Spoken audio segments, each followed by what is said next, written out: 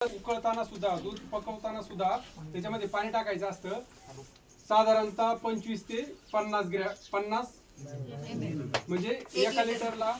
पावशेर ते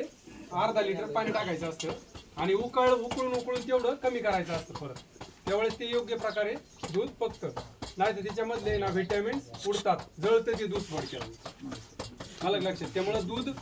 ज्यावेळेस आपण गॅसवर ठेवतो त्यावेळेस जर आपला असेल तर ठीक आहे नाही तर ते दूधवाला करून देत असतो ते खांबाला नका आता काय करा सगळ्यांनी असं या किंवा काय करा आता काय करा सगळ्यांनी या इथे एकदा पहा म्हणजे सगळ्यांना बघता येईल या आता सगळ्यांनी पाहायला म्हणजे ते भरायला घेऊन जातील आपण पुढे चालूया आता इथं बघा थोडस अंतर ठेवा सगळ्यांना दिसलं पाहिजे हा हे बघा हे